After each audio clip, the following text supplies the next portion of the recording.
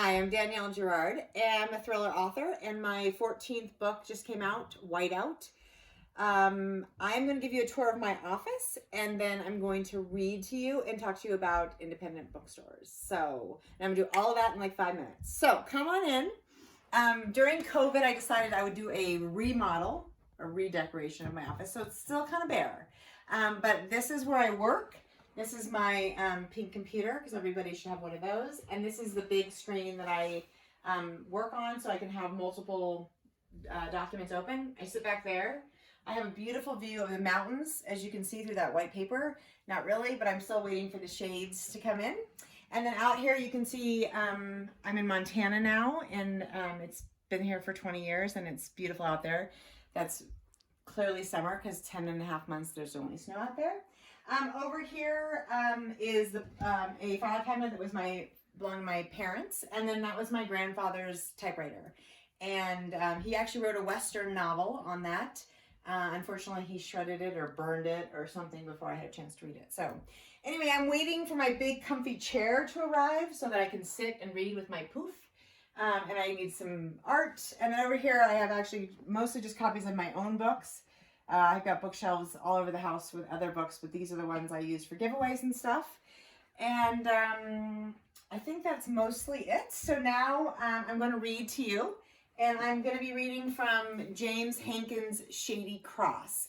And I'm reading, not quite the very beginning, but kind of an introduction to the main character, Stokes.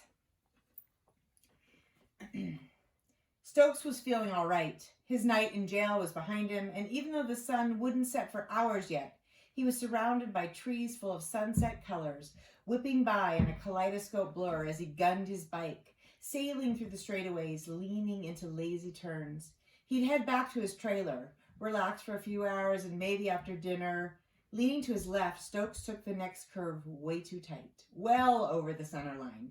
He was halfway around the bend when a dark car appeared, was suddenly right on him, and there he was, leaning into the turn, leaning toward the car, speeding toward it, horribly exposed, nothing but soft flesh covering brittle bone, and he knew it was over. Oh shit, it was over for him. He was barely aware of the car lurching toward the far shoulder of the road as he jerked the handlebars of his motorcycle to the right, trying to wrestle the bike back into his own lane, away from the car. He watched the vehicle's glittering headlight assembly sail toward his face, then zip just under his ear, his helmet nearly brushing the front quarter panel.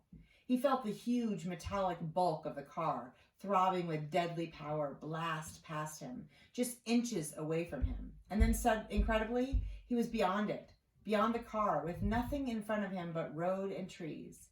His bike cutting sharply across his lane, his front wheel turning now, seemingly on its own, beyond his power to control it. And in a deafening, bone-shaking, world-tilting moment, his bike slammed into a guardrail, and he was flying, twisting, spinning through the air. Everything went unnaturally silent for the briefest of moments. And then he heard a violent metallic crash from somewhere, just before he slammed to earth, and his breath and consciousness exploded out of him. So that's Shady Cross by James Hankins. And then the last thing I wanted to do is to encourage you, especially during this time, to support your local bookstores. The bookseller in Chicago, and I'm originally from the San Francisco Bay Area, so some of my favorite bookstores are City Lights in San Francisco and Book Passage up North Bay in Corte Madera. And now that I've been in Montana for 20 years, my very favorite, closest to my heart bookstore is the Country Bookshelf, which has been delivering books for the last 5 months to my door in a cute little paper bag, sometimes even the same day I order them. So love on your local bookstores, happy reading, and be well.